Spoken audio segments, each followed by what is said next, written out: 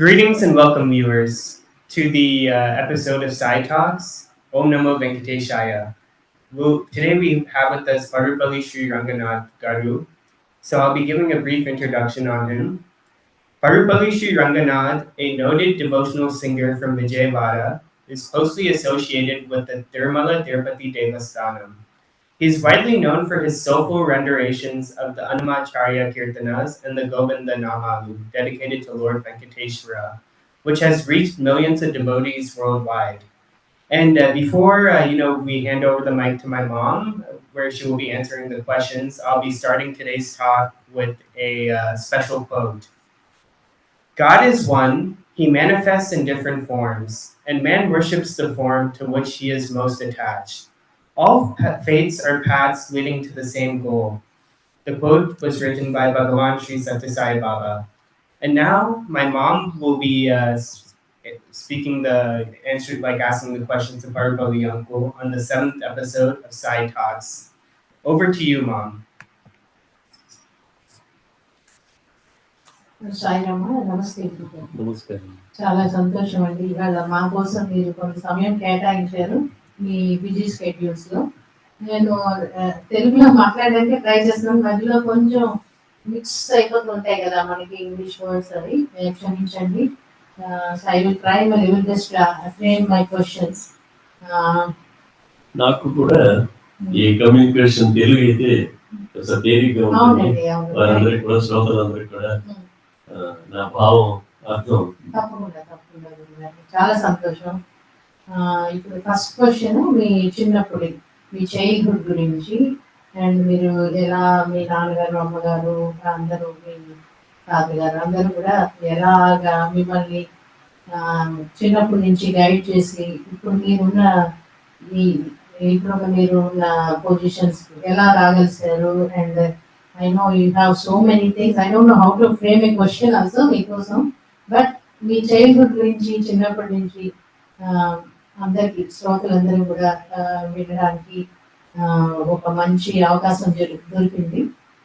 Please గురుగారు, మీరు first question is about your చిన్నతనం చైల్డ్హుడ్ గురించి అండ్ స్కూలింగ్ అన్ని మీ అనుభవాలు ప్లీజ్ షేర్ విత్ అస్ అండి. ప్లీజ్ చెప్పండి. తప్పకుండా అండి. ఓం నమో వెంకటేశాయ. ఓం శ్రీ సచి సాయీశ్వరాయ నమ. ఓం శ్రీ షిరిడి సాయినాథాయ నమ. నా ప్రస్థానం, సంగీత ప్రస్థానం విజయవాడ నుంచి ప్రారంభమైందండి. నా గురించి నేను చెప్పుకోబోయే ముందర మా తల్లిదండ్రుల గురించి, మా కుటుంబంలో మా వంశంలో ఉన్న మా పెద్దలందరి గురించి చెప్పడం నా విధి. అంతేగాని వాళ్ళ గొప్పలు చెప్పుకుని నేనేదో ప్రాభవం పొందుదామని కాదు. కానీ మీ అందరికీ తెలియపరచడానికి మాత్రమే వారి గురించి మీ అందరికీ తెలియజేస్తున్నాను. ఎందుకంటే వారి ఆశీ ప్రభావం వల్లనే ఇంత మటుకు నా జీవితంలో ఈ సంగీత రంగంలో రావడం జరిగింది. మా నాన్నగారి పేరు పారుపల్లి సత్యనారాయణ గారు, గాన సరస్వతి వారి బిరుదు. మా అమ్మగారి పేరు పారుపల్లి కామేశ్వరమ్మ గారు. వారు గృహిణి. సంగీత పరంగా వినేది బాగా, మమ్మల్ని అందరినీ చిన్నప్పుడు ఎంకరేజ్ చేసేది. మా నాన్నగారు స్వతహాగా పుట్టుకతోనే సంగీతం చైల్డ్ ప్రోడజీ అని చెప్పుకోవచ్చు. వారు ఎవరి దగ్గర శిష్యరికం చేయలేదు. వారు అన్ని రాగాల్లోనూ శ్లోకాలు, ఆ రోజుల్లో సంస్కృతం బేస్లో ఉండేవి. ఆ సంస్కృత శ్లోకాలన్నీ కూడా ఆ రోజులంటే నేను చెప్పబోయేది ఏమిటంటే 1930 దశకం. అప్పటికి నేను ఇంకా పుట్టలేదు. నేను 49వ సంవత్సరంలో జన్మించడం జరిగింది, 1949. వారు సంగీత పరంగా ఈ శ్లోకాలని, తర్వాత కీర్తనలని ఆ రోజుల్లోనే గ్రామ్ఫోన్ రికార్డులుగా మా నాన్నగారివి విడుదల చేశారు. ఆ రోజుల్లో చెన్నైలో హెచ్ఎంఈ కంపెనీ అని మీరందరూ వినే ఉంటారు. HME company, Columbia Records, Odeon recording companies అని అవన్నీ ఒక్కొక్కటి ఉండేవి. ఇప్పుడు సంవత్సరానికి ఒక 2-3 కీర్తనలు మాత్రమే రికార్డు చేయగలిగేవారు ఆ రోజుల్లో. అంటే ఒక టెక్నాలజీ అభివృద్ధి చెందని రోజుల్లో అప్పటికే వారు గ్రామ్ఫోన్ రికార్డులు పాడి రిలీజ్ చేయడం జరిగింది. అంటే వారికి ఒక శ్లోకం ఇస్తే చాలుట, అది వెంటనే ఆ రాగంలో పాడేసేసే ఒక శక్తి వారందరికీ మా నాన్నగారికి అబ్బింది పుట్టుకతోటి భగవంతుడి. ఆ పోలిక నాకు కొద్దిగా వచ్చింది. కొద్దిగా అంటే అంబులిలో ఒక అంబు కణం అంటారు లేదా, మహాసముద్రంలో ఒక చిన్న కణం వారి దీంట్లోంచి నాకు రావడం జరిగింది. తర్వాత మా పెదనాన్న గారు వచ్చి పారుపల్లి రామకృష్ణయ్య పంతులు గారు. వారు మా నాన్నగారును వారు కజిన్ అనమాట. అంటే వాళ్ళ నాన్నగారు సొంత అన్నదమ్ముడు. పారుపల్లి రామకృష్ణయ్య పంతులు గారు గాయక సార్వభౌముడు. ఆంధ్రప్రదేశ్లో ఇప్పుడు కర్ణాటక సంగీతం అభివృద్ధికి ముఖ్య కారకులు వారు ఆంధ్రప్రదేశ్ ఇదివరకు అంటే కలిసి ఉన్నా కూడా తమిళనాడు, ఆంధ్రప్రదేశ్ వారి రోజుల్లో తమిళనాడులోనే కర్ణాటక సంగీతం ఎక్కువగా వినిపించేది. అక్కడే ఎక్కువ మంది విద్వాంసులు ఉండేవారు. ఆ రోజుల్లో పార్కుల రామకృష్ణయ్య పంతులు గారు గురువు వచ్చి సుశీల దక్షిణామూర్తి శాస్త్రులు గారు. ఆయన పెదకళ్ళేపల్లి, కృష్ణా జిల్లా, ఆంధ్రప్రదేశ్లో పెదకళ్ళేపల్లి వాస్తవ్యులు. సుశీల దక్షిణామూర్తి. ఇవన్నీ మా అమ్మగారి ద్వారా, మా పెద్దల ద్వారా తెలుసుకున్న విషయాలు. సుశీల దక్షిణామూర్తి శాస్త్రులు గారి దగ్గరికి వీరు వెళ్ళి సంగీత శుశ్రూష చేసి ఈ ఆంధ్రప్రదేశ్లో సంగీతాన్ని సుస్థిరపరచడానికి ముఖ్య కారకులు అయ్యారు. ఎవరు? మా పెద్దనాన్న గారు పార్కుల రామకృష్ణయ్య పంతులు గారు. కానీ నేను చెప్పేది కర్ణాటక సంగీతం. సుశీల దక్షిణామూర్తి గారు దక్షిణాదికి, ఆ రోజుల్లోనే దక్షిణాదికి వెళ్ళి అక్కడ త్యాగరాజ శిష్య పరంపరలో ఒకరైన ఆకుమళ్ళ వెంకట సుబ్బయ్య గారి దగ్గర వీరు సంగీతం నేర్చుకుని, ఆకుమళ్ళ వెంకట సుబ్బయ్య గారు గురువు వచ్చి డైరెక్ట్గా త్యాగరాజ స్వామి వారు. అంటే పార్కుల రామకృష్ణయ్య పంతులు గారు, మా పెదనాన్న గారు త్యాగరాజ స్వామి వారికి 4వ తరంగా చెప్తారు. అంటే శిష్యుడు అలా. ఆ సుశీల దక్షిణామూర్తి గారి దగ్గర శుశ్రూష చేసిన తర్వాత వారు మళ్ళీ దక్షిణాదిలో ఉండకుండా పార్కుల రామకృష్ణయ్య పంతులు గారు ఆంధ్రప్రదేశ్కు విజయవాడకి తిరుగు వచ్చి ఉచితంగా కొన్ని వందల మందికి, ఆ రోజుల్లో కొన్ని వందల మందికి సంగీతం చెప్పి ఇంట్లో భోజనం పెట్టి వారికి మా అమ్మగారు అక్క అవుతారు కదా, చంద్రరామ్ గారి భార్య, ఎంతో ప్రేమగా శిష్యులు కులమత భేదాలు కూడా లేకుండా అందరినీ ఆహ్వానించి వారికి అన్నం లేని వారికి అన్నం పెడుతూ, ఆ రోజుల్లో అక్కడక్కడ వెళ్ళి భోజనం చేసి వచ్చి సంగీతం నేర్చుకునే రోజులది. అంత బాగా ఆయన భక్తిపరంగా వీళ్ళందరినీ తయారు చేయాలి, మన ఆంధ్రప్రదేశ్లో సంగీతాన్ని వృద్ధి చేయాలి అనే సత్సంకల్పంతో 300 మంది మన సంగీత విద్వాంసులను తయారు చేసిన ఘనత వారికి, పార్కుల రామకృష్ణయ్య పంతులు గారికి. తర్వాత వారికి గజారోహణాలు, గాయక సార్వభౌమ బిరుదులు అవన్నీ తర్వాత లభించాయి. వారి చేసిన కృషి, వారి పాండిత్యం ఎంత ముఖ్య. వారి తయారు చేసిన అంటే శ్రోతలకి చాలా మంది శిష్యులు ఉన్నారు వారికి. అయితే ముఖ్యంగా అంటే అందరికీ తెలిసింది చెబితే మీకు కూడా ఒక గుర్తుగా ఉంటుందని, ముఖ్య శిష్యులు ఆయన 8 ఏళ్ల నుంచే వారి దగ్గరికి, పెదనాన్న గారి దగ్గరికి వెళ్ళి నేర్చుకున్న వాళ్ళలో మంగళపల్లి బాలమురళీకృష్ణ గారు కీర్తి శేషులు. వారు అన్నవరపు మా గురువు గారు అన్నవరపు రామస్వామి గారు. కొన్నాళ్ళు వాళ్ళ దగ్గరికి వెళ్ళి నేను సంగీత విద్య అభ్యసించడం జరిగింది. ప్రాథమికంగా తొలుతొలుతుగా నేను ఒకమాడు వెర్రాబయ్య గారిని వారి దగ్గర నేను సంగీతం నేర్చుకుని మొదలెట్టాను. తర్వాత కొంత అభివృద్ధి పరంగా వాయులిన్ విద్వాంసులు పద్మశ్రీ అన్నవరపు రామస్వామి గారి దగ్గర కూడా కొన్ని రోజులు వెళ్ళి శుశ్రూష చేశాను నేను.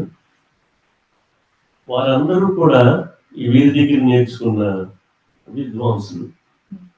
తర్వాత ఇక్కడ నల్లాం చక్రవర్తుల కృష్ణమాచార్యులు గారు, దత్తాడ పాండురంగరాజు గారు, ఇలా చెప్పాలంటే చాలా మంది. ఆయన నాదస్వరం ఇన్స్ట్రుమెంట్స్ కూడా చెప్పేవారు. దాలిపర్తి పిచ్చిహరి గారు, వీళ్ళందరూ కూడా నాదస్వర విద్వాంసులు అనమాట.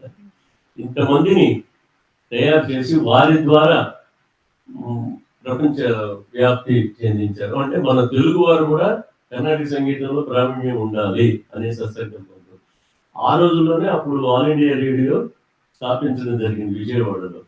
దాంట్లో అప్పుడు గవర్నమెంట్ వారు వీరినే సంప్రదించడం జరిగింది. మాకు ఇక్కడ అలానే ఆర్టిస్టులు అందరూ కావాలి, మీ సహాయంతో మేము ఏర్పరుస్తామంటే వారి శిష్య ప్రశిష్యులు అందరినీ కూడా ఆ ఆల్ ఇండియా రేడియోలో నిలయ విద్వాంసులుగా చేర్పించిన ఘనత కూడా వారికి ఉందన్నమాట. ఆ తర్వాత వాళ్ళు లక్షల రూపాయల వేతనంతో పదవి విరమణ పొందడం కూడా జరిగింది. ఇది మా పార్పుల రామకృష్ణయ్య పంతులు గారి ఇదన్నమాట క్లుప్తంగా. చాలా తెలియని విషయాలు, నాకు తెలియని విషయాలు ఉన్నాయి, శ్రోతలకు తెలియని విషయాలు ఉన్నాయి. వారి వికీపీడియాలో చూస్తే తెలుస్తుంది. తర్వాత మా నాన్నగారు చెప్పాను కదా, వారు చైల్డ్ ప్రోడజీ. ఆయన సంగీతం నేర్చుకోకుండానే కర్ణాటక సంగీతం పాడేవారు కాదు, కానీ ఈ కీర్తనలు కూడా ఆ రోజుల్లోనే రికార్డింగ్ మంచి గొంతు మా నాన్నగారిది. వారు ఆ రోజుల్లో డ్రామాలు ఎక్కువ, నాటకాలు. ఆయన కింద ఫస్ట్ ఆయన నాటకాల్లో వేసేవారు. ఆ రోజుల్లో అప్పటికి ఇంకా టాకీ సినిమాలు కూడా రాలేదు. అప్పుడు సంగీతం చెబుతున్నాను నేను. మా నాన్నగారు యాక్టర్, మా పెదనాన్నగారు ఇంకోరున్నారు పార్పల్లి సుబ్బారావు గారిని, నటరత్న. వీళ్ళిద్దరూ కలిసి సినిమాల్లో వేసేవారు. పూర్వం సి పుల్లయ్య గారిని డైరెక్టర్. లవ్ కుష్ అనే ఒక సినిమా తీస్తే మా పెదనాన్నగారు, ఇంకో పెదనాన్నగారు పారుపల్లి సుబ్బారావు గారు, వారేమో రాముడు, మా నాన్నగారు వాల్మీకి క్యారెక్టర్ వేసి, అది ఆ రోజుల్లో సంవత్సరం ఆడింది ఆ సినిమా. లవ్ కుష్ సూపర్ హిట్. అదే సి పుల్లయ్య గారు మళ్ళీ మీరందరికీ తెలిసిందే లవ్ కుష అంటే నందమూరి తారక రామారావు గారు, వాల్మీకి ఆయన రాముడు, వాల్మీకి నాగయ్య గారు, సేమ్ అదే డైరెక్టర్ సగం దాకా తీశారు. వారు పెద్దవారు అయిన తర్వాత వారి కొడుకు సీస్ రావు అని ఉండేవారు. ఆయన ఆ లవకుశ శంకర్ రెడ్డి గారి ప్రొడ్యూసర్ గా ఆ లవకుశని పూర్తి చేయడం జరిగింది. అంటే 2 సార్లు లవకుశ రామకథ కదా సూపర్ హిట్స్ అయినాయి. దాంట్లో పాత వాటిల్లో మా నాన్నగారు, మా పెదనాన్నగారు పాడిన బాణీలనే దీంట్లో ఘంటసాల గారు ఉపయోగించడం కూడా జరిగింది.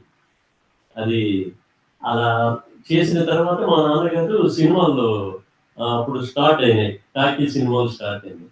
అంటే మూకీ నుంచి టాకీ యుగం వచ్చింది. అప్పుడు మా నాన్నగారు మెడ్రాస్, అప్పుడు ఫిల్మ్స్ కలకట్ట, పూనా అవన్నీ తీసేవారు. అదంతా చేసి, అంటే మా బ్యాక్గ్రౌండ్ అంతా కూడా సంగీతం గురించే. వారు జీవించింది కూడా సంగీతానికి దారిపోసారు వాళ్ళ జీవితం అంతా. మా నాన్నగారు చాలా యంగేజ్ లో దివంగతులు అయ్యారు. వారికి 42 ఏళ్ళు అనుకుంటాను. మా అమ్మగారు చెప్పారు. మా అమ్మగారు 90 years దాకా జీవించి మొన్న ఒక 10 ఏళ్ళ క్రితం జరిగింది. తర్వాత ఎందుకు చెప్తున్నానంటే, ఏదైనా సరే ఇప్పుడు మనం ఉన్న స్థితి మన పెద్దల దగ్గర నుంచే వస్తుంది కంపల్సరీగా. ఎందుకంటే వారి ఆశీస్సులు లేదే మనం ఏమి ఒక అడుగు కూడా ముందుకు వేయలేదు. వాళ్ళు మనకి భౌతికంగా ఉన్నా కూడా లేకపోయినా కూడా మన తల్లిదండ్రులు మనకు సంబంధించిన పెద్దల ఆశీస్సులే ఎల్లప్పుడూ అదృశ్య రూపంలో మనం అంటూ ఉంటాయి. నేను ఎప్పుడూ నా జీవితంలో అదే నమ్ముతాను.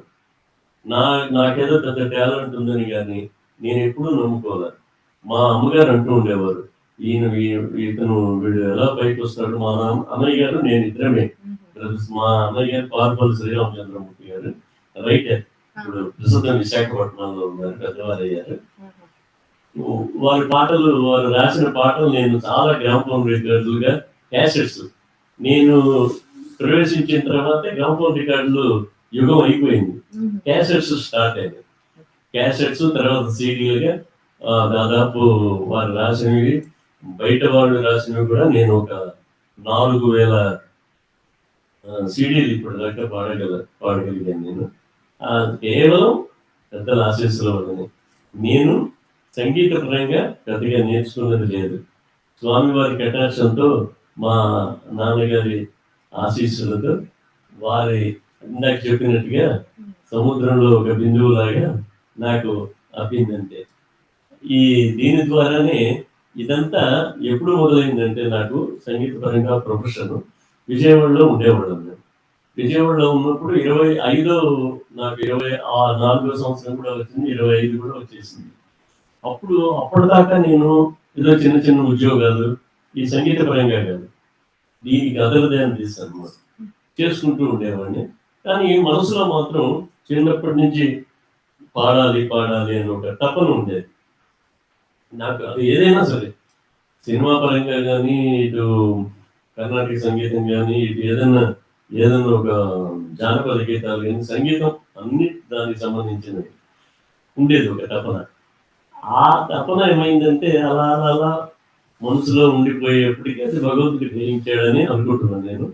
నాకు 24వ సంవత్సరంలో నేను అక్కడి నుంచి తిరుపతి రావడం జరిగిందనమాట. అంటే అప్పటిదాకా నేను విజయవాడలోనే ఉన్నాను. నా 26వ సంవత్సరం దాకా విజయవాడలోనే ఉన్నాను. ఈ చిన్న చిన్న ప్రోగ్రామ్స్ వెళ్ళడం, మా గురువు గారు చెప్పిన కీర్తనలు ఎక్కడన్నా ఈ పండగలప్పుడు, పబ్బాలప్పుడు, ఉత్సవాల్లో పాడడం, అప్పుడు పోటీల్లో వెళ్ళి ప్రైజులు తెచ్చుకోవడం, అలా నా ప్రస్థానం మొదలైంది అనమాట. ఇది నా బాల్య విశేషం. ఇది చాలా సంతోషం, చాలా సంతోషం గురువు గారు. నెక్స్ట్ ఇప్పుడు మనం మీరు ఇప్పుడు టీటీడీ గురించి ఆల్రెడీ కొంతవరకు చెప్పారు. సో మీ స్టార్టింగ్ ఎప్పుడు టీటీడీకి వచ్చారు, మెయిన్లీ సంకీర్తనలన్నీ ఇప్పుడు అవన్నీ పాడడం మొదలెట్టాక మీరు స్టెప్ బై స్టెప్, అంచెలంచెలుగా మీరు బాగా, ఇప్పుడు గోవిందనామాలు అంటే మీ పేరు కన్నా ఎక్కువ అందరూ వింటూ ఉంటారు. అది more like signature of your ఏమంటారు, సిగ్నేచర్. అంటే మీ వాయిస్ ఎప్పటి నుంచి, మీరు ఎప్పుడు టీ సిరీస్ అప్పటి నుంచి ఆడియో క్యాసెట్స్, ఇప్పుడు మీరు చెప్పే వరకు మా ఎవరికి తెలియదు, అందరం వింటూ ఉంటాం రోజు. కానీ ఈ ట్రిప్ లో మేము డాలస్ రీసెంట్ గా మూవ్ అయ్యాము. సో ఈ ఇయరే మిమ్మల్ని చూసే భాగ్యం మాకు కలిగింది. ఇది మా అదృష్టం అండి. సో ఇప్పుడు నెక్స్ట్ క్వశ్చన్ ఏంటంటే, ఇప్పుడు అన్నమయ్య సంకీర్తనలు మీరు పాడుతున్నారు కదా, దాని గురించి మీరు రీసెర్చ్ చేశారు, చాలా మటుకు కంపోజ్ చేశారు. వాటి గురించి ఇంకా బాగా మా అందరికి తెలిసేలాగా మీరు క్లుప్తంగా అయినా చెప్పండి, అందరికి, పండితులకి పామరులకి అర్థమయ్యేలాగా. నేను విజయవాడలో ఉన్నప్పుడు నా సంగీత పరంగా చాలా ఆసక్తి కనపరిచాను చెప్పాను కదా, అది అలా కొనసాగుతూ ఉండగా, ఈ పోటీల్లో పాడడం, చిన్న చిన్న కచేరీలు చేయడం జరుగుతుండగా, మీరు క్లుప్తంగా చెప్పమన్నారు కాబట్టి. లేదండి, మీ మనసుకి ఎలా వస్తే అప్పుడు ఇన్స్టెంట్ గా వస్తాయి థాట్స్. ఒకసారి నేను మామూలుగా న్యూస్ పేపర్స్ ఉంటాయి కదా, అది చూస్తూ ఉండగా కళాకారులు కావాలను, ఆర్టిస్ట్ వాంటెడ్ అని తిరుమల తిరుపతి దేవస్థానం వారు ప్రకటించినట్టుగా ఒక ప్రకటన నేను చూడడం జరిగింది. అది చూస్తే కళాకారులు కావాలను, ఆల్రెడీ కొంత అభ్యసించిన వారు, కొత్త వాళ్ళు కాకుండా అభ్యసించిన వాడు, కొంత ఈ సంగీత రంగంలో ప్రవేశం ఉన్నవారు. ఇది నేను చూశాను. మేము ట్రైనింగ్ ఇస్తాము వీళ్ళకి అని మాత్రం ఉందంతే. దీంట్లో ట్రైనింగ్, ఈ వాగే కార్యకృతులు, ఇవన్నీ సభారంజని, తిరుమల తిరుపతి దేవస్థానం అని ఉంది ఆ రోజు. చూస్తే ఇదేదో నేను పెద్దగా కర్ణాటక సంగీత కచేరీ చేసేంత శక్తి సంపాదించుకోలేదు. నేనేదో మామూలు పాటలు, ఈ భక్తి పాటలు అవి పాడుతూ నా జీవితం అంతా కాలక్షేపం చేస్తున్నాను. బేసిక్ మాత్రం కొంత పునాది స్వామివారి దయ వల్ల స్వతహాగా వచ్చిన దీనివల్ల అయింది.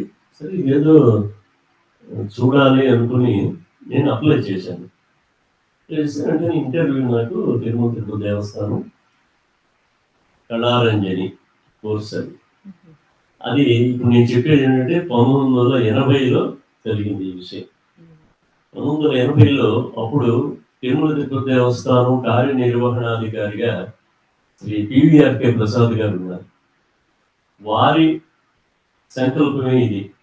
ఇలా సభారంజని కోర్సు ఒకటి పెట్టి మంచి ఆర్టిస్టుల్ని మనం తిరుమల తిరుపతి దేవస్థానం వారికి కావాలి, మనం ఏర్పాటు చేయాలన్న సదుద్దేశంతో ఇది ఏర్పాటు చేశారు.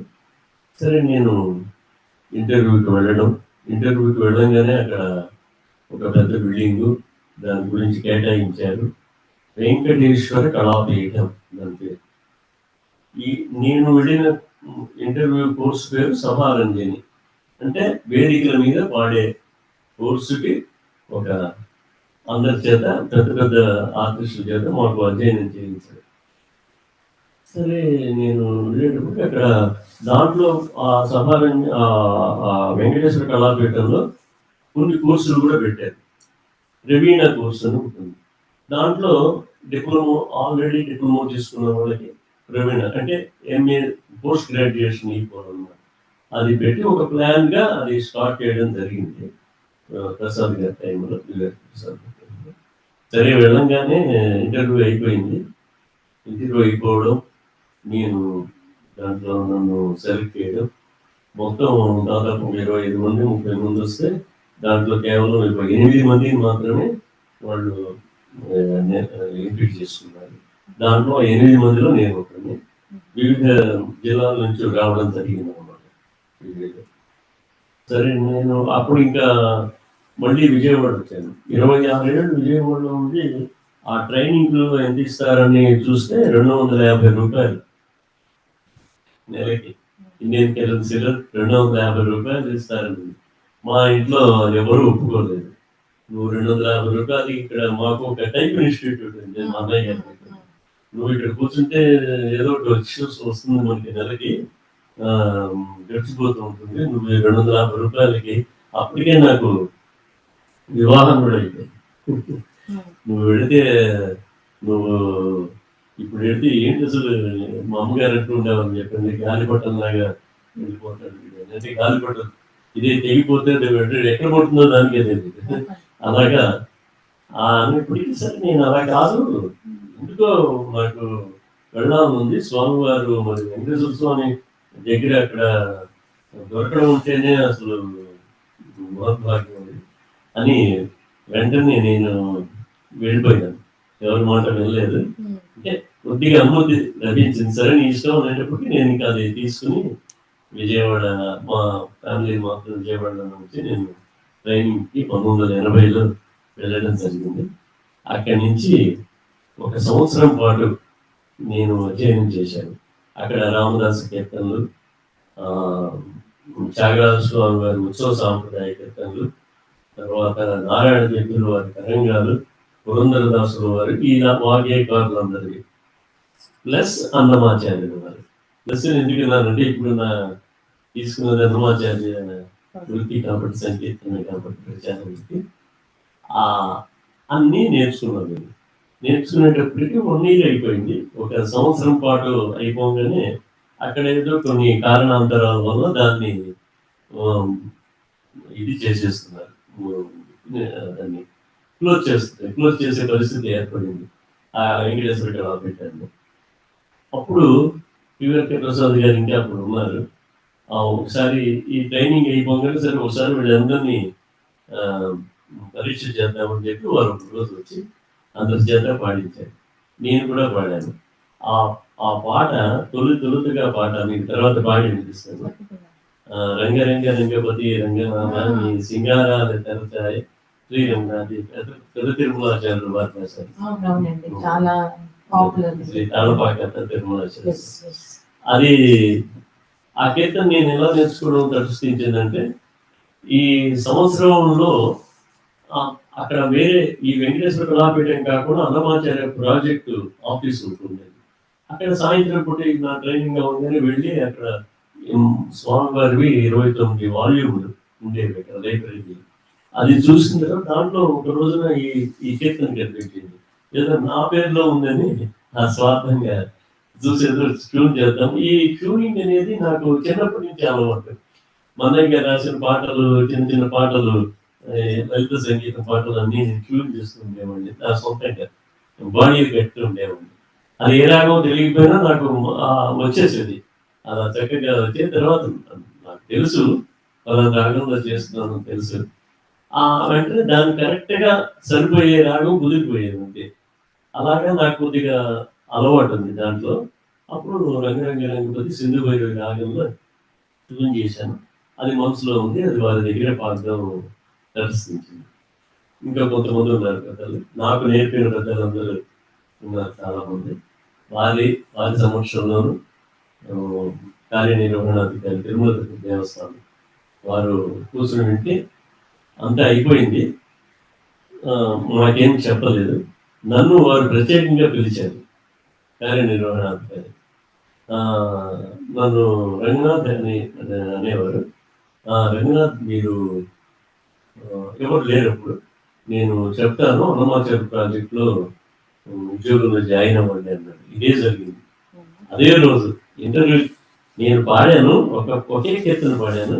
అది విన్నారు వారు, వారి మనసుకి తాకింది. అది వెంటనే నాకు ఆ ఆర్డర్ ఇంకే బోర్డులో తర్వాత పెట్టి శాంక్షన్ చేశారు. అది ముందర వారి నోట్ అమ్మడం, నువ్వు నేను చెప్తాను జాయిన్ అవ్వు అన్నారు. ఇదే మాట నాకు ఇప్పటికీ ఇన్ని సంవత్సరాలు అయినా అదే చెడులో గుర్తుంటుంది.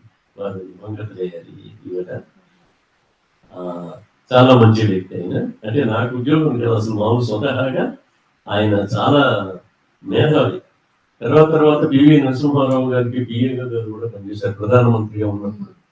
అటువంటి మహా వ్యక్తి నన్ను దేవస్థానంలో ఈ శ్రీవారి కొలువులో చేర్చడం జరిగింది.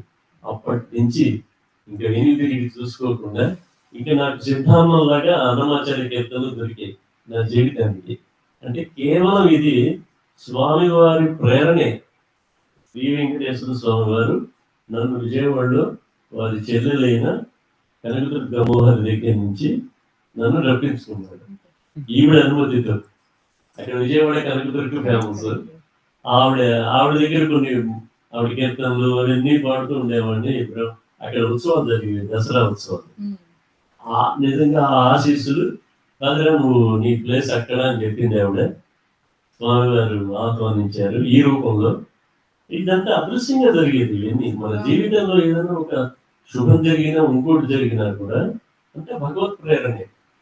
ఇప్పుడు మీరు ఈ పూజా మందిరంలో స్వామివారి మీరు చెప్పారు కదా, ప్రతి వారం భజనలు అవి చేస్తున్నారంటే ఆ ప్రేరణ లేకపోతే మీ మనసు లో అది లేకపోతే జరగవు ఇవన్నీ.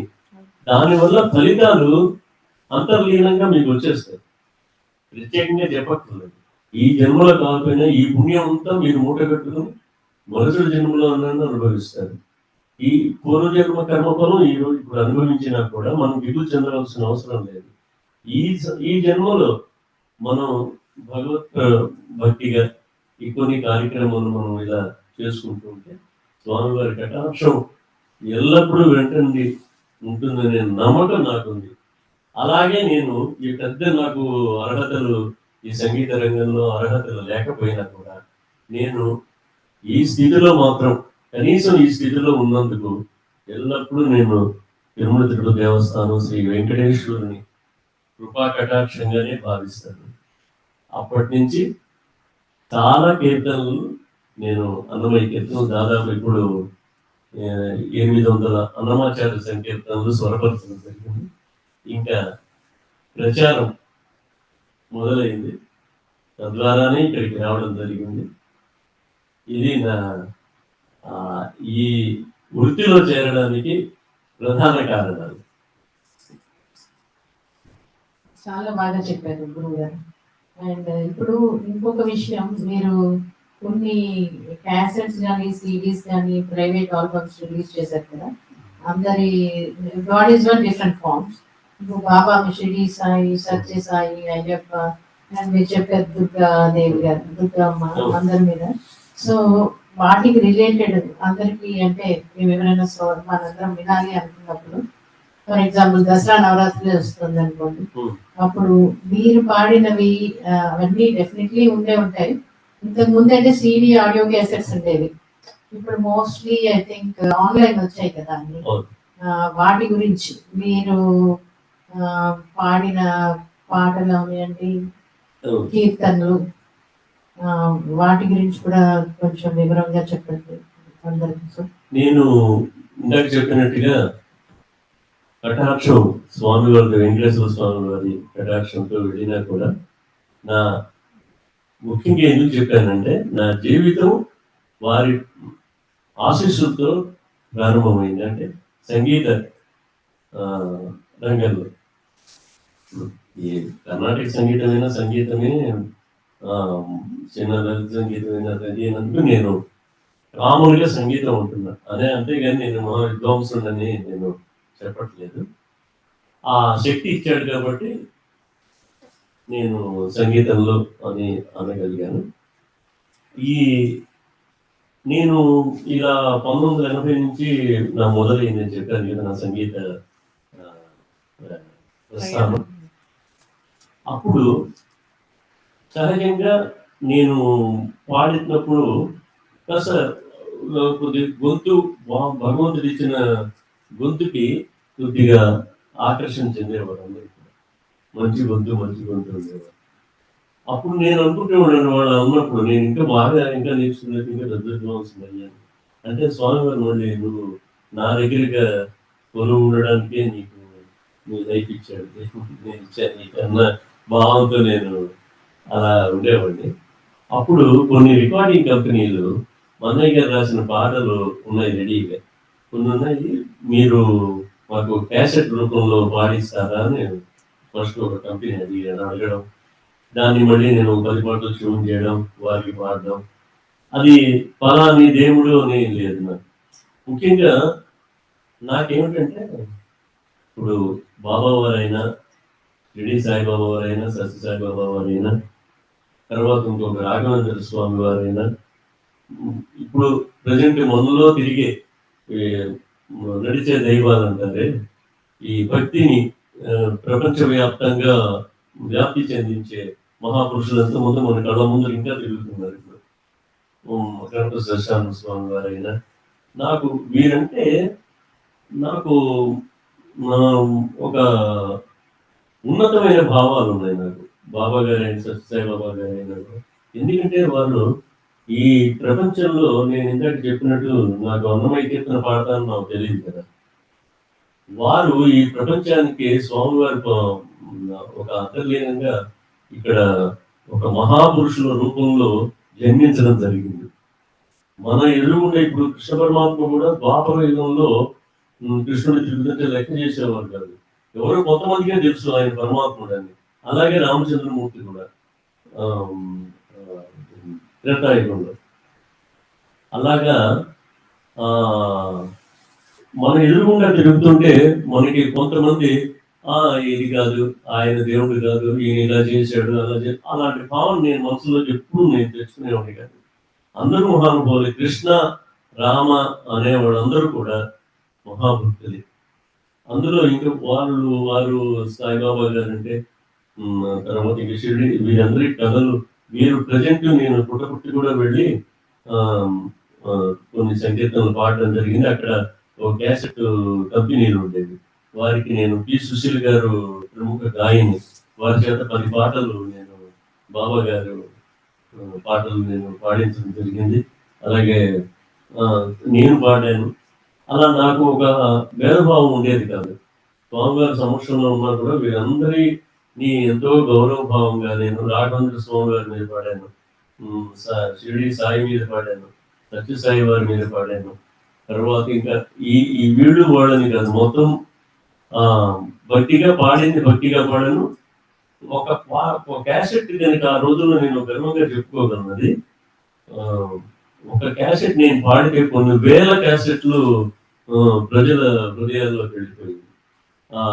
ప్రతి వారింట్లోనూ ఉండేది.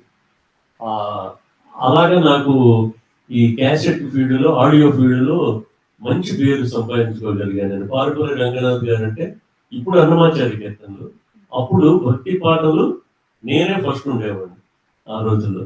దాదాపు ఒక 15 ఏళ్ళు వరుసగా నేను కొన్ని దాదాపు ఒక 5,000 క్యాసెట్లు ఆ రోజుల్లోనే వాడానంటే, ఒక్కొక్క దాంట్లో 10 పాటలు, దాదాపు 50-60 వేల భక్తి పాటలు నేను పాడగలిగే శక్తి స్వామి వారు నాకు ఇవ్వడం జరిగింది. అప్పుడు అంటూ ఉండేవారు, ఏ పందిట్లో అయినా నువ్వే ఉంటున్నావు రంగనాథ్ అని. ఎందుకంటే ఈ ప్రతి పాట ఎక్కడైనా భక్తి అంటే, ఇప్పుడు ఉత్సవాలు ఎక్కడ జరుగుతాయి కదా, శ్రీరామనవమి, ఈ గణపతి నవరాత్రులు, మహాశివరాత్రి ఉత్సవాలు, ప్రతి దాంట్లో అప్పుడు నేను ముందు ఉండేవాడిని భక్తి పాటలు. ఆ పాటలే ఎక్కువ వేసేవాడిని. తర్వాత ఇవన్నీ వీటిలో కొన్ని ఒక ప్రత్యేకమైన పాటలు ఉన్నాయి నేను పాడింది. సాంగ్సే కాకుండా మన అన్నయ్య గారు రాసిన పాటలు, శ్రీరామచంద్రమూర్తి గారు రాసిన పాటలు పాడుతూనే ఉండేవాడిని. ఒకసారి ఈ క్యాసెట్స్ ఫీల్డ్ గురించి అడిగారు, నేను చెప్తున్నాను. నేను పాటల గురించి, భక్తి పాటల గురించి ఒక మంచి దాన్ని ఏమంటారంటే, ఒక చైన్ సిస్టమ్ లో వెళ్తుంది ఒక భక్తిగా. ఆంజనేయ స్వామి వారి మీద అనుమద్గానం అని, అది తొలుతొలుతిగా కోట సత్యనారాయణ శాస్త్రి గారిని, ఆయన హరికథ విద్వాంసులు గుంటూరులో ఉండేవారు, ఇటీవల కాలం చేశారు. వారి హరికథలో మాత్రమే పాడుతూ ఉండేవారు. అది మీరు క్యాసెట్ రూపంలో కావాలంటే అది ట్రెడిషనల్ సబ్జెక్ట్ నేను పాడడం, అది సూపర్ హిట్ అవ్వడం. అదే బాణీలో మాకు వెంకటేశ్వర స్వామి మీద కావాలని తిరుమలలో ఈ డీలర్స్ ఉండేవాళ్ళు, ఒక క్యాసెట్స్ అమ్మే షాప్స్. అదే ప్రతి కంపెనీ కూడా కాదు, వారు వచ్చి అడిగితే సరే నేను చూస్తానని పాడడం జరిగింది. అదే ప్రపంచ ప్రఖ్యాతి చెందిన శ్రీ వెంకటేశం మనసా స్మరామి. అది శ్రీ వెంకటేశం మనసా స్మరామి. అది అదే అనుమోద్గానం ట్యూనే పెట్టి, రచన మాత్రం అది ఎవరి చేత రాయించలేదు. నేను విష్ణు సహస్రనామావళి తీసుకున్నా, కూర్చుకుని చేశాను అనమాట. సరే, ఆ రోజుల్లో ఏ సైడ్ బి సైడ్ కదా క్యాసెట్స్. ఆ బి సైడ్ ఏం కావాలని అనుకుంటే, అదొక ఇది అనుకోకుండా జరిగింది. గోవిందనామాలు, ఈ రెండు కూడా ప్రపంచ ప్రఖ్యాతి చెందిన. ఆ బి సైడ్ గోవిందనామాలు మనసా స్మరామి అలా వేయడం. గోవిందనామాల గురించి ఇంకొక జరుగుతుంది, చెప్తాను మీకు.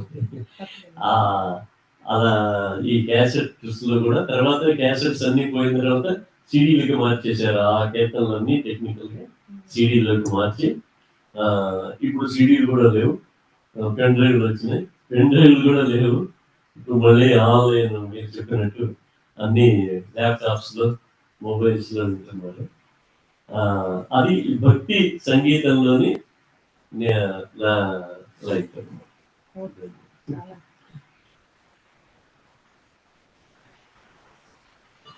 చాలా సంతోషం గురువు గారు. అండ్ ఇప్పుడు ఒక్కొక్కరికి ఒక్కొక్క ఫేవరెట్ డివోషనల్ సాంగ్ ఉంటుంది కదా, మీకు చాలా ఉంటుంటాయి. సో మీకు గుర్తున్నది, ఎక్కువ మీకు బాగా అనిపించేది ఏదైనా ఒక డివోషనల్ సాంగ్ ఉందండి, చెప్పగలరా? అలాగే తప్పకుండా. నేను ముందర మీకు డివోషనల్ సాంగ్ కన్నా, డివోషనల్ సాంగ్స్ ఏమిటంటే, నేను అప్పటికప్పుడు పాడడం, ఆ స్క్రిప్ట్ కూడా నా దగ్గర తెచ్చుకునేవాడిని కాదు. నేను స్టూడియోలోనే ఉండేది, నేను దాన్ని అంతా సేకరించుకోలేకపోయినాను. నా దగ్గర ఉన్నాయి, కానీ అది చాలా కొన్ని వేల పాటలు ఉన్నాయి. కాబట్టి నాకు ఇప్పుడు ప్రస్తుతం అన్నమయ్యే కీర్తనలే నాకు కొంత అవగాహన ఉంది ఈ దీంట్లో చేసిన తర్వాత. నేనైతే ఇప్పుడు మీరు వెంటనే అడిగారు కాబట్టి తర్వాత కొన్ని కీర్తనలు పాడతాను, మీరు తీసుకుంటారు కానీ మీరు అడిగినారు కాబట్టి నేను చెప్పాను కదా తొలి దగ్గర చేసిన కీర్తన సింధు భైరవ రాగంలో నాకు ఈ స్వామివారి కటాక్షం లభించి శ్రీవారి కొలువులో ఉద్యోగం చేయడానికి దోహదపడిన కీర్తన మీకు పాడేది.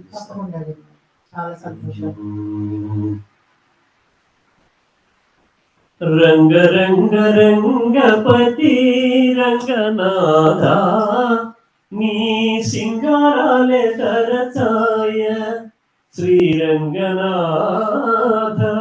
సింగారాలే తరచాయ శ్రీరంగనాథ రంగ రంగ రంగపతి రంగనాథ నీ సింగారాలే తరచాయ శ్రీరంగనాథ సింగారాలే తరచాయ శ్రీరంగనాథ రంగనాథ శ్రీరంగనాథ రంగనాథ శ్రీరంగనాథ పట్టపగలే మాతో పలచగనవేవు ఒట్టులేల పెట్టుకునేవో రంగనాథ పట్టపగలే మాతో పలచగనవేవు ఒట్టులేల పెట్టుకునేవో రంగనాథ ఒట్టి మాకులిగిరించు వడిని మాటలు వింటే ఒట్టి మాకులిగిరించు వడిని మాటలు వింటే రట్టడివి మేర మీరకు రంగనాథ రంగనాథ శ్రీరంగనాథ రంగ రంగ రంగపతి రంగనాథ నీ సింగారాలే తరచాయ శ్రీరంగనాథ సింగారాలే తరచాయ శ్రీరంగనాథ రంగనాథ శ్రీరంగనాథ రంగనాథ శ్రీరంగనాథ కావేరి రంగమున కాంతపై పాదాలు చాచి కావేరి రంగమున కాంతపై పాదాలు చాచి రాము పోవు ఎక్కడికి రంగనాథ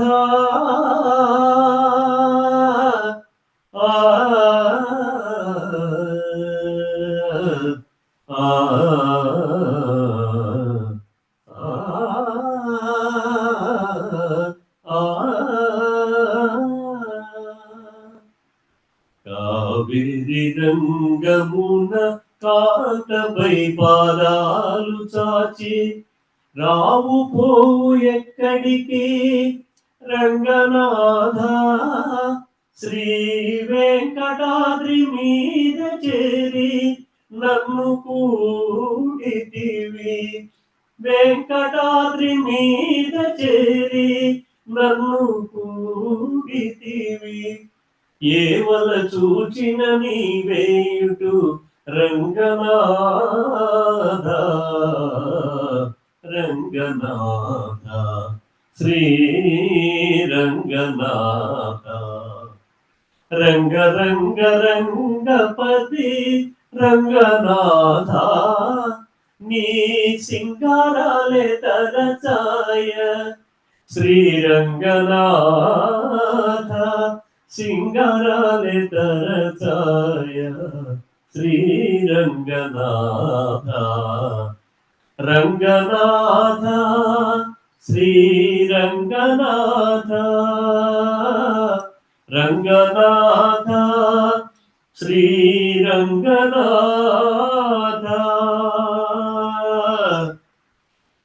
రంగా శ్రీరంగా రంగా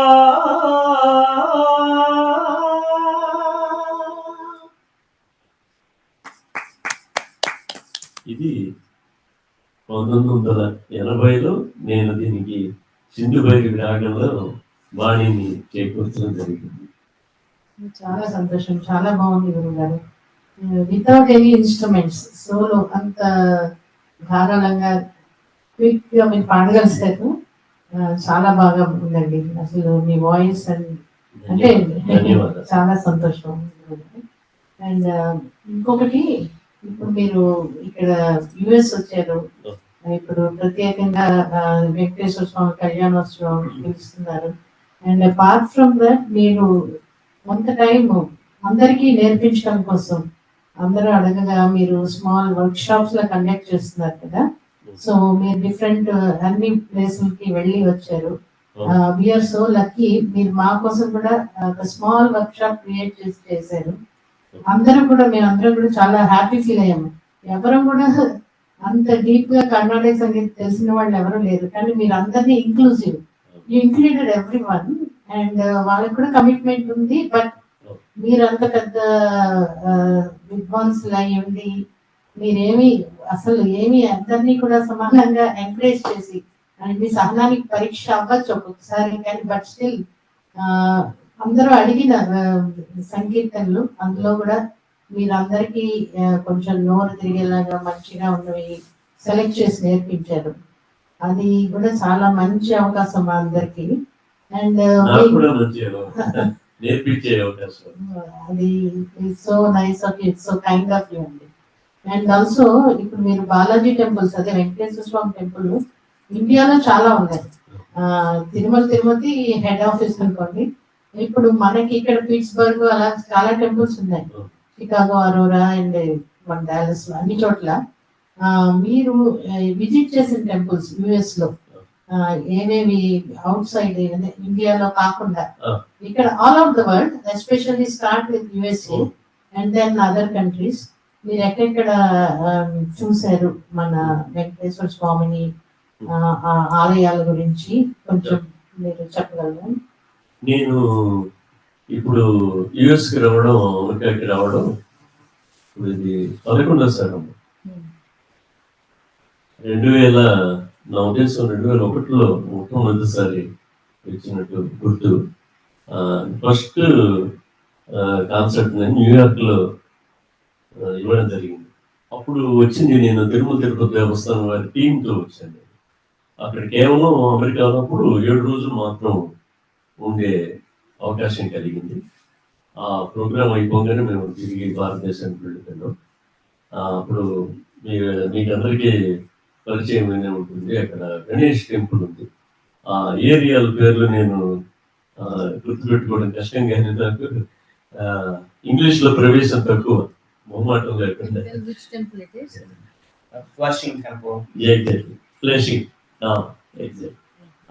ఫ్లషింగ్ టెంపుల్లో ఫస్ట్ వారు వెంకటేశ్వర స్వామి ఆరాధనోత్సవాలు చేశారు. ఆ సమయంలో మొత్తం దేవస్థానం కళాకారులు అందరూ వచ్చి గానం చేయడం జరిగింది. ఒక 1 వారం రోజులు అమెరికాలో ఉండి నేను తర్వాత ఫస్ట్ నాకు అనిపిస్తుంది అనమాట, ఏదైనా అదే ఒక మన భావం, ఆ భావం కనుక బలంగా ఉంటే మనం నడిపించేది స్వామివారు అనే సిద్ధాంతం మీదే నేను ఇందాక చెప్పినట్టుగా నమ్మకంగా ఉంది. తొలిగా నేను మహాగణపతితో స్టార్ట్ చేశాను అమెరికా యాత్ర. ఫ్లషింగ్లో గణేష్ టెంపుల్ ఫేమస్ కదా, అక్కడ ప్రారంభమైన యాత్ర, అమెరికా యాత్ర ప్రత్యేకమైన. ఇది యుఎస్ యాత్ర అంటే ప్రత్యేకం కదా, మన ఇండియాకి సంబంధం. దాదాపు సంవత్సరం విడిచి 2 years ఒకసారి సంవత్సరం, మళ్ళీ నెక్స్ట్ ఇయర్ కూడా రావడం జరిగింది నేను. తర్వాత దీనికి ముఖ్య కారణం నా ఇదే కాదు, గొప్పతనం కాదు, ఇక్కడ తెలుగువారు అన్నమాచార్య సంకీర్తనల పట్ల ఉన్న ఆసక్తి నన్ను ఇక్కడికి అమెరికాకి ఇన్ని సంవత్సరాలు ఇక్కడ తీసుకురావడం వారి ఆసక్తే ప్రధాన లక్ష్యం.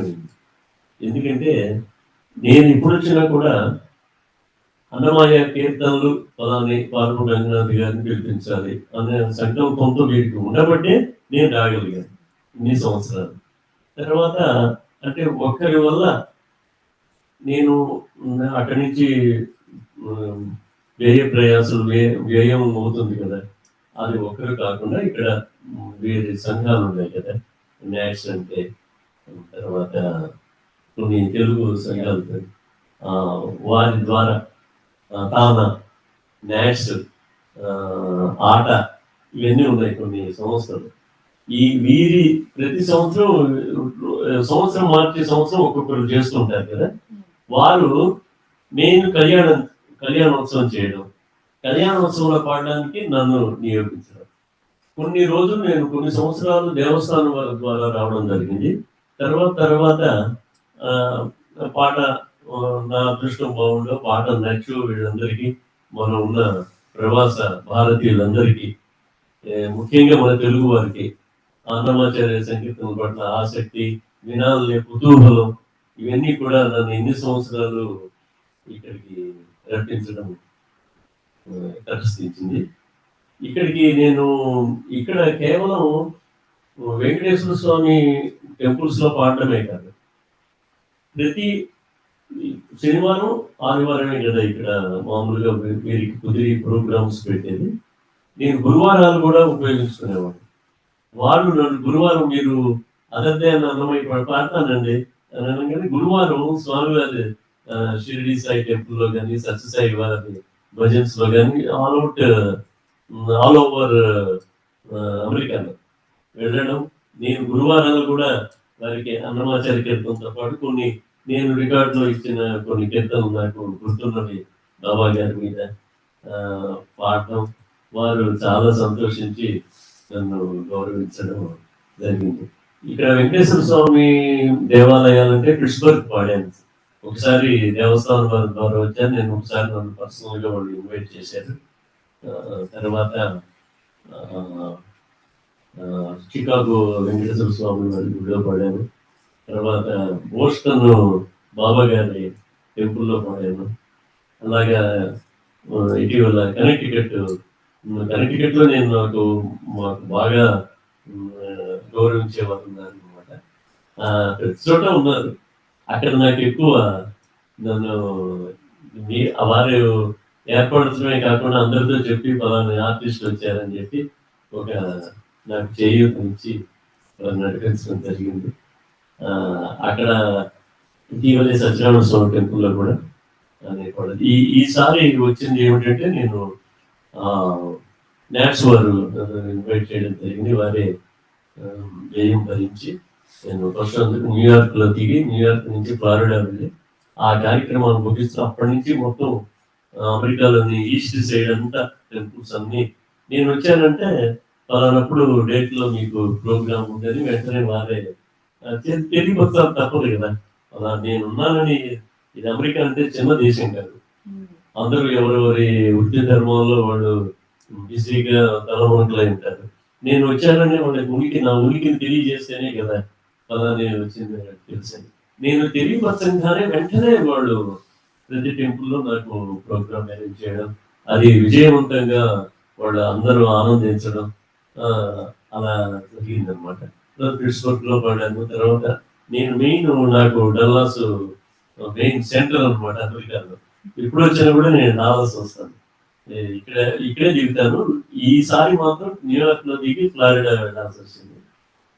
డాలస్ లో దిగి చుట్టుపక్కల అమెరికాలోని స్టేట్స్ అన్ని తిరిగి మళ్ళీ ఇక్కడికి వచ్చేస్తూ అలా జరిగిపోయింది అనమాట.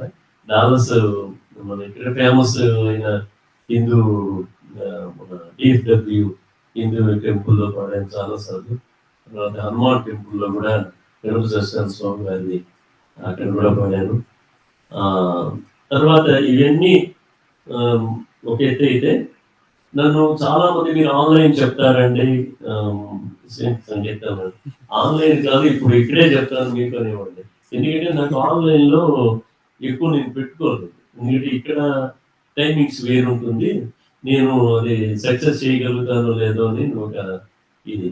అందుకని నేను పెడతంటే వెంటనే వారు ఇలా కొన్ని కొన్ని గృహాల్లో ఏదైనా ప్రత్యేకంగా కూడా ఇక్కడ శారదారెడ్డి గారని మన డామ్స్లోనే ఉన్నారు.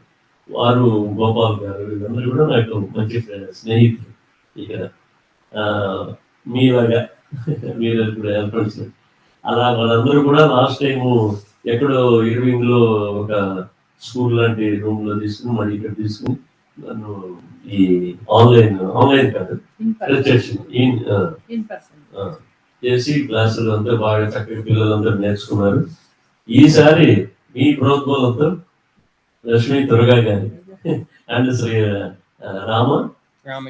రామచంద్రరావు గారి తర్వాత ముఖ్యంగా నేను ఈరోజు నేను ఎక్కువసేపు మాట్లాడేదేమో అందరూ క్షమించండి శ్రోతలు.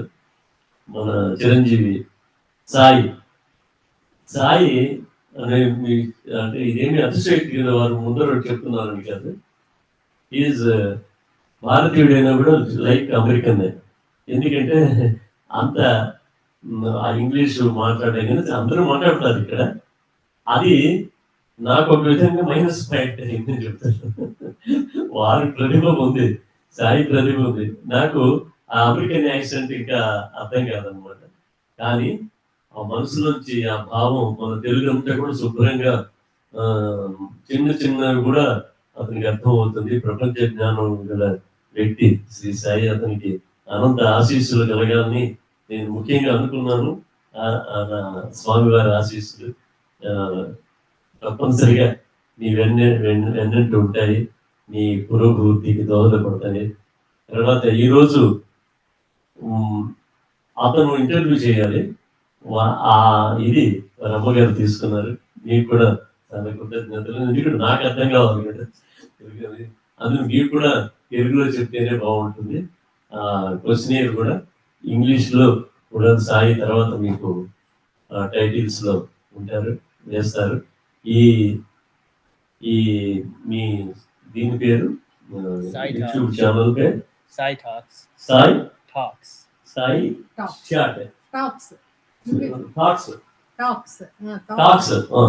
Okay, Sai talks. దీన్ని అందరూ సబ్స్క్రైబ్ చేసుకోండి. ఇలాంటి ఇంటర్వ్యూ నేనే కాదు, ఏ మహానుభావుడు ఇక్కడికి వచ్చినా కూడా, అమెరికాకి వచ్చినా కూడా వీరు ఆహ్వానించి వారి ఇంటికి తీసుకొచ్చి ఆతిథ్యం ఇచ్చి వారిని అందరినీ గౌరవించి పంపించడం వారి ఆనవాయితీ. వారి ద్వారా ఇంటర్వ్యూలు చాలా ఉన్నాయి సాయి టాక్స్ లో. మీరందరూ కూడా ఈ ఛానల్ సబ్స్క్రైబ్ చేసుకోండి. చక్కగా మీరు భక్తి మార్గంలో కొంతైనా మీరు మీ జీవిత కాలంలో భక్తి మార్గంలో నడవడానికి ఇవన్నీ కూడా మనకి ఉపయోగపడతాయి. మీకే కాదు, మనందరికీ కూడా ఉపయోగపడతాయి. దీనికి మించింది ఇంకేమీ లేదు. మిగతావన్నీ కూడా సెకండరీయే. కాబట్టి అందరూ భక్తి మార్గంలో నడవాలని ఈ ఇంటర్వ్యూ చేసిన సాయికి, అమ్మగారికి, ఈ కుటుంబం అంతా కూడా శ్రీ అలమేలు మంగా శ్రీనివాసులు, సత్యసాయి వారు, వీరందరూ కూడా ఆశీస్సులు వారికి అనంతంగా కలగాలని మనసారా ఆశిస్తూ సెలవు తీసుకుంటాం. గురువు గారు, వన్ లాస్ట్ క్వశ్చన్ అండి. ఎప్పుడు ఎందుకంటే ఇది మీరు ఆల్రెడీ కొంతవరకు చెప్పారు. ఇది ఒక ప్రత్యేకమైన ప్రశ్న అందరినీ దృష్టిలో పెట్టుకుని, మనందరికీ కూడా ఇప్పుడు ఇది కలియుగం కదా, చాలా డీవియేషన్స్, మల్టీమీడియా యుగం. సో దీన్ని దృష్టిలో పెట్టుకుని అడిగే క్వశ్చన్ ఇది. అందరూ కూడా డైలీ లైఫ్లో ఇప్పుడు మనం పీస్ఫుల్గా టువర్డ్స్ అంటే ఒక మంచి కంపెనీలో గుడ్ పిల్లలకి పెద్దలకి ఆల్ ఏజ్ గ్రూప్స్ మీరు ఇచ్చే సజెషన్ ఏంటి? ఈ మల్టీమీడియా యుగం కాబట్టి ఈ మీడియాని ఎలా ఉపయోగిస్తే అందరికీ బాగుంటుంది, లాంగ్ రన్ ఫర్ ఎవర్? ఇది ఇప్పుడు అమెరికా వంటి దేశంలోనే కాదు, ప్రపంచవ్యాప్తంగా కూడా మనిషి మనుగడ వేగంగా మారిపోయింది. వృత్తిపరంగా కానీ ఏవైనా కానీ ఇదివరకులాగా నా చిన్నతనంలో, మీ తాతల కాలంలో పొలాలు ఉండేవి, నులక మంచం మీద పడుకునే రోజులు కావు ఈ రోజులు ఒక అడుగు ముందరికేస్తే కానీ నోట్లోకి ముద్ద దిగని పరిస్థితుల్లో ఉన్నాం మనం. ఎందుకంటే అధిక సంపాదన పక్కన పెట్టింది, మొత్తానికి జీవితం గడవాలంటే ఈ రోజుల్లోని ఖర్చులకి మనకి ఉద్యోగం అనేది కంపల్సరీ. అది అందరికీ తెలిసిన విషయం. అది ఎవరెవరి ఆసక్తిని బట్టి వారు కొంతమంది విదేశాలకు రావడం, ఇక్కడ ఉద్యోగాలు చేయడం, వారి దైనందిక జీవితాన్ని నడిపించడం జరుగుతుంది. ఇది బతకడానికి మీరందరూ వస్తున్నారు. మంచి మంచి చదువులు భారతదేశంలో చదివి ఇక్కడికి వచ్చి యుఎస్కి వచ్చి ఉన్నత ఉద్యోగాల్లో ఉండి మంచి ఒక ఉన్నత ఉత్తీర్ణత ఉంటే గానీ ఇక్కడికి ప్రవేశం జరగదు. అది మాత్రం తెలుసు. పెద్ద పెద్ద డాక్టర్స్, పెద్ద పెద్ద ఐటీ పీపుల్ వీళ్ళందరూ మామూలుగా కనిపిస్తారు మనకి, కానీ వాళ్ళ బ్యాక్గ్రౌండ్ చాలా పెద్దదిగా ఉంటుంది. వీళ్ళందరూ కూడా ఉదయము 5 దగ్గర నుంచి నేను గమనించింది వీరి ప్రస్థానం, మీ అందరి ప్రస్థానం మొదలవుతుంది, రాత్రి 8కి క్లోజ్ అవుతుంది. ఓకే, ఇది అంతా కూడా తప్పనిసరి మీరు చేయగలిగేది. దాని ద్వారా మీకు బుద్ధి గడిచినా కూడా భక్తి కూడా మీ మనసులో కొంత ఉండాలి. ఉందని తెలుసు నాకు. ఎందుకంటే ఇక్కడ భారతదేశంలో కన్నా కూడా ఇక్కడ దేవుడికి సంబంధమైన ఉత్సవాలు, విశేషాలు, ఇంట్లో కూడా ఒక భజనలు లాంటివి అన్ని చేస్తున్నారు. ఇది మీరు మానకుండా ఒక ఒక యజ్ఞంలాగా దీన్ని మర్చిపోకుండా చేయండి. తర్వాత ముఖ్యంగా మీరు కాదు, ఇక్కడ జన్మించిన పిల్లలు భాషపరంగా వాళ్ళకి ఇంగ్లీషు ఉన్నా కూడా మీరు ఇంట్లో ఈ మన భాగవత కథలు కానీ పురాణం భక్తికి సంబంధించినవి, ఇది మన ట్రెడిషను కాబట్టి ఇది మన వేషం ఇలా ఉండాలి. నేను ఇది డైరెక్ట్గా చెబుతున్నాను, మీరేమనుకోవద్దు. ముఖ్యంగా ఆడపిల్లలకు కానీ మగపిల్లలకు కానీ మన సాంప్రదాయం ఇది. వాళ్ళు ఫాలో అవుతారు సంగతి మీరు మర్చిపోండి. అయితే అవుతారు, లేకపోతే లేదు.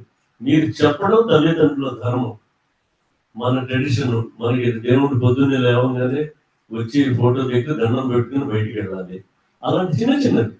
తర్వాత ఇదిగో మనకి రామాయణం ఉంది, భారతం ఉంది, భాగవతం ఉంది, భగవద్గీత ఉంది, పలాని స్వామివారు ఉన్నారు మనకి, పలాని వెంకటేశ్వర స్వామి, అందరికీ తెలుస్తుంది. పిల్లలందరికీ మనం చెప్పక్కల. ఇప్పుడు మొబైల్లో కానీ మంచిగా చూసే వాళ్ళందరికీ కూడా ఈ మొత్తం అంతా తెలిసిపోతుంది, ప్రపంచం అంతా తెలిసిపోతుంది. ఇప్పుడు ఈ సాయికి హైదరాబాద్ లో ఎంత పరిస్థితి ఎలా ఉందో కూడా ఇప్పుడు చెప్పగలరు మీ అందరికీ. ఇక్కడ ఉన్నా కూడా అదంతా కేవలం ఒక జ్ఞానం, ఒక ఫోకస్.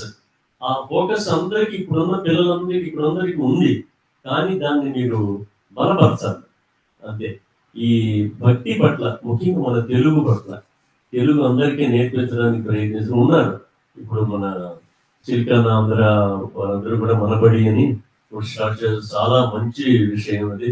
వాళ్ళందరి ద్వారా కూడా కనీసం మనకి కొంత ప్రాథమికంగా ఇక్కడ పుట్టిన పిల్లలకి ఇక్కడ బయటికి వెళితే ఇంక ఇంగ్లీష్ వాడికి తెలుగు అంటే మనకి కష్టం.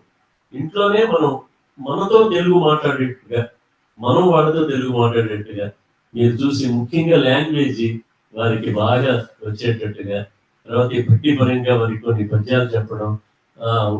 మీకు సెలవు ఆదివారం శనివారం వీక్ హాలిడేస్ కాబట్టి ఆ రోజుల్లో వారి చేత ఏదైనా ఒక పాటలు పాటించడం, ఈ భక్తి పాటలు పాటించడం, సినిమా పాటలు విని నేర్చుకుంటారు, అది వేరే సంగతి. ఇవన్నీ ఈ ఆధ్యాత్మికంగా వారిని మనసుల్లో భక్తిని పెంపొందించితే వారు కొద్దిగా ఒక ఊహ వచ్చిన తర్వాత, ఇది మనం మా అమ్మ నాన్న చెప్పారు, దిస్ ఈజ్ అవర్ ట్రెడిషన్, మనం దారి తప్పకూడదు అనే ఒక చిన్న స్ఫురణ వాళ్ళకి మనసుల్లో ఒక బీజం ఉంటుంది. కానీ ఆ బీజం నాటితే వాళ్ళ బుర్రలో ఉండిపోతుంది. అదే మనం వదిలేస్తే ఏదైనా సరే, ఎవరైనా సరే, పెద్దవాళ్ళకే, చిన్నపిల్లలకే కాదు, పెద్దవాళ్ళు కూడా మన మనస్సుని బట్టే, మన అంతరంగం బట్టి మనం అడుగు ముట్టలు పడుతుంది. కాబట్టి మీరందరూ కూడా ముఖ్యంగా యూత్ ఈ రాబోయే తరాన్ని కూడా ఈ భక్తి మార్గంలో నడిపించి వారి వారి వృత్తులు చేసుకుని వారి వారి ఉన్నత విద్యని అభ్యసిస్తూ ఇది మర్చిపోకుండా ఇక్కడున్న ముఖ్యంగా ప్రవాస భారతీయులకి అక్కడ కన్నా కూడా ఇక్కడ ఎక్కువ ఉందని నేను నమ్ముతున్నాను. నేను డెఫినెట్ గా ఉంది. పిల్లల్ని కూడా మీరు ఇంకా బాగా నేర్పించి వారి వారి పురోభివృద్ధికి దోహదపడాలని మనసారా కోరుతున్నాను.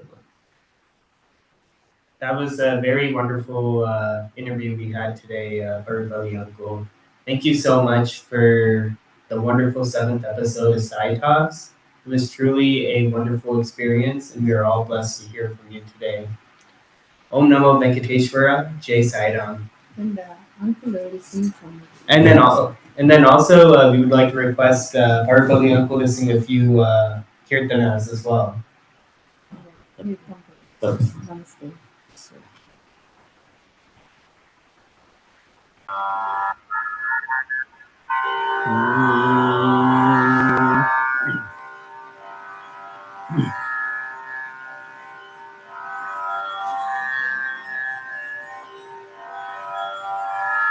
గోవింద గోవింద ఎని కొలువరే,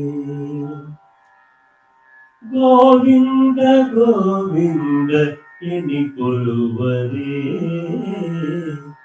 గోవిందాయని కొలువరే, గోవింద గోవింద ఎని కొలువరే, గోవిందాయని కొలువరే, గోవింద గోవింద ఎని కొలువరే.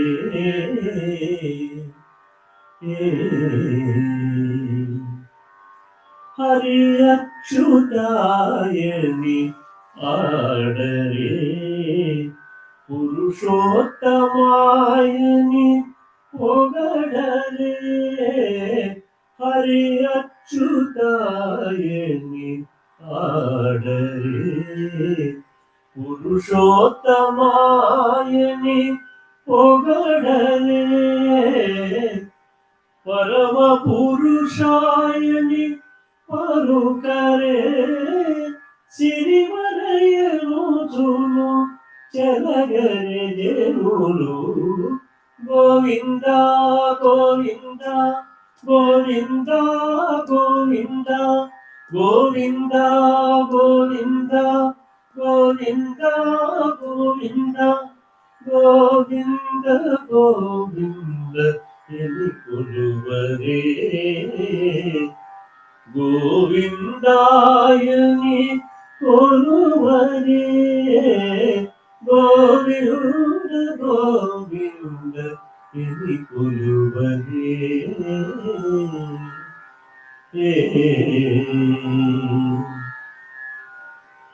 పాండవ వరదాయని పాడరే, అండజవాహను కొనియాడరే, పాండవ వరదాయని పాడరే,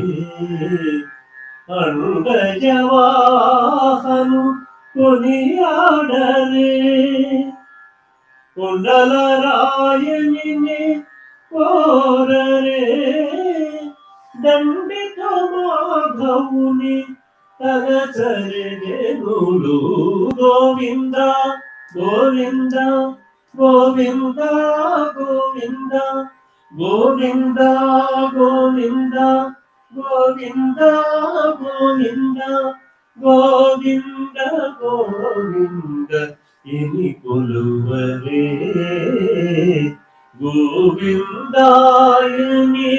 కొలువరే, గోవింద గోవింద ఎని కొలువరే.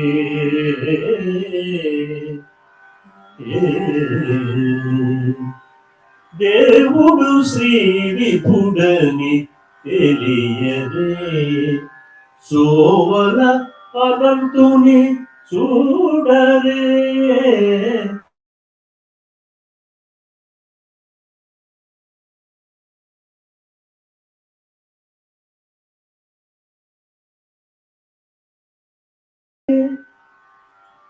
శ్రీ వెంకటనాథుని చేరరే, శ్రీ వెంకటనాథుని చేరరే, పావనమైపుడు బ్రతుకరే జనులు. గోవింద గోవింద గోవింద గోవింద గోవింద గోవింద ఎని కొలువరే, గోవిందాయని కొలువరే. గోవింద గోవింద గోవింద గోవింద గోవింద గోవింద గోవింద గోవింద.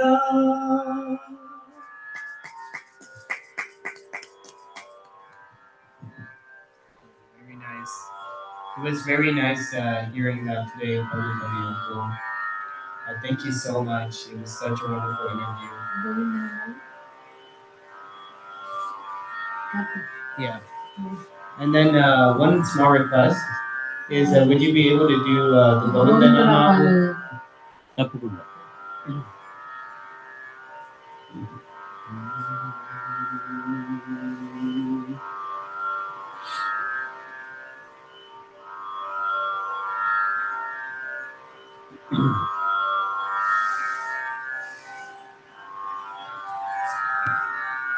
ఈ గోవింద నామాలు మన రికార్డులోకి వస్తే ఒక దాదాపు 15 నిమిషాల దాకా ఉంటుంది. కొన్ని చరణాలు మాత్రం ఈరోజు మీకు భక్తులందరికీ కూడా, శ్రోతలకు ఆనందానికి కొన్ని మాత్రం వినిపిస్తాం.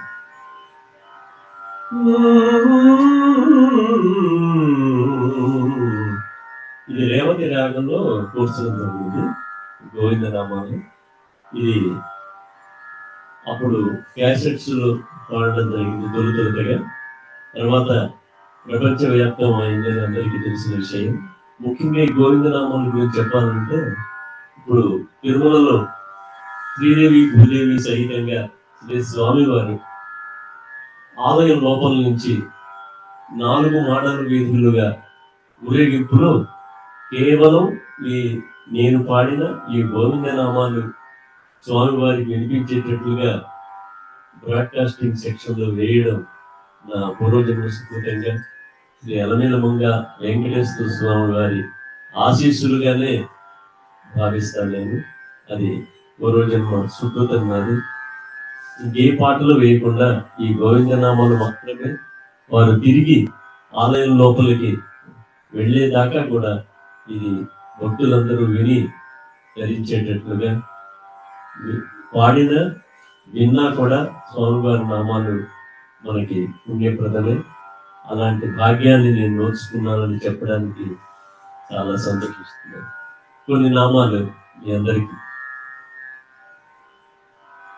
శ్రీనివాస గోవింద, శ్రీ వెంకటేశ గోవింద, భక్తవత్సల గోవింద, భాగవత ప్రియ గోవింద, నిత్య నిర్మల గోవింద, నీలమేఘ శ్యామ గోవింద, పురాణ పురుష గోవింద, పుండరీకాక్ష గోవింద, నందనందన గోవింద, నవనిత చోర గోవింద, పశుపాలక శ్రీ గోవింద, పాప విమోచన గోవింద, దుష్ట సంహార గోవింద, దురిత నివారణ గోవింద, శిష్ట పాలక గోవింద, కష్ట నివారణ గోవింద, వజ్రమకుటధర గోవింద, వరాహమూర్తి గోవింద, గోపీలోల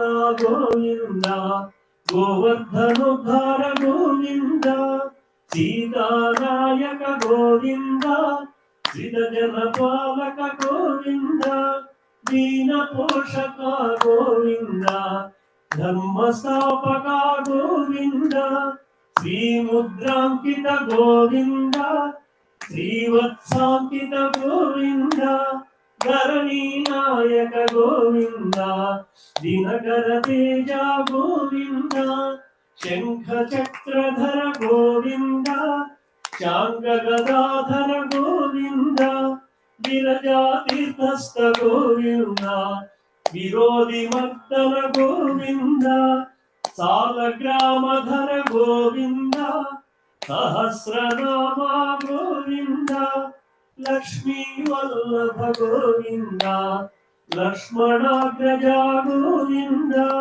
అతి రామ ప్రియ గోవింద హరి సర్వోత్తమ గోవింద జనార్దనమూర్తి గోవింద జగసాక్షి రూప గోవింద గోవింద హరి గోవింద గోకుల నందన గోవింద గోవింద హరి గోవింద గోకుల నందన గోవింద అభిషేక ప్రియ గోవింద ఆపన్నివారణ గోవింద రత్న కిరీట గోవింద రామానుజనుత గోవింద స్వయం ప్రకాశ గోవింద ఆశ్రిత పక్ష గోవింద నిత్య శుభప్రద గోవింద నిఖిల లోకేశ గోవింద శేషశాయినే గోవింద శేషాద్రి నిలయ గోవింద శ్రీ శ్రీనివాస గోవింద శ్రీ వెంకటేశ గోవింద గోవింద హరి గోవింద గోకుల నందన గోవింద గోవింద హరి గోవింద గోకుల నందన గోవింద గోకుల నందన గోవింద గోకుల నందన గోవింద గోకుల నందన గోవింద గోకుల నందన గోవింద